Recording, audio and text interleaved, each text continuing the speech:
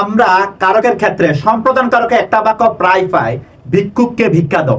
এই বাক্যটা একটু লক্ষ্য করেন বা এই ছবিটা একটু লক্ষ্য করেন। প্রশ্ন করছে ভিক্ষুককে ভিক্ষা দাও, বাক্যে ভিক্ষুককে কোন কারকে কোন বিভক্তি?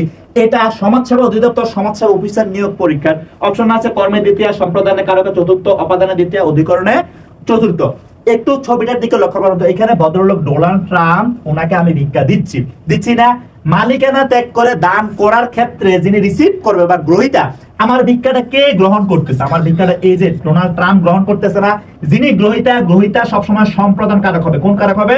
গ্রহীতা সবসময় সম্প্রদান কারক হবে। তাহলে দেখেন, আমি যে ডোনাল্ড ট্রাম্পকে ভিক্ষা দিচ্ছি বা আমি যে ওনাকে ভিক্ষা দিচ্ছি, আমার মধ্যে কোনো মালিকানা আছে না। ভিক্ষাটা আমি একবার আল্লাহর হস্তে বা স্বেচ্ছায় দিয়ে দিচ্ছি। তাহলে স্বেচ্ছায় দিয়ে দেওয়ার ফলে যিনি এটা গ্রহণ করবে, ওই গ্রহীতা বা রিসিভার সবসময় সম্প্রদান কারক হবে। তাহলে বলছে ভিক্ষুককে, তাহলে আমার টাকাটা কে রিসিভ করতেছে? আমার টাকাটা ভিক্ষুক পাইতেছে না, বা ভিক্ষুককে আমি দিচ্ছি না সম্প্রদান করে, মালিকানা ত্যাগ করে। তাহলে এই ভিক্ষুক কোন কারক হবে? ভিক্ষুক হবে সম্প্রদান কারক। আবার বলছে কোন বিভক্তি?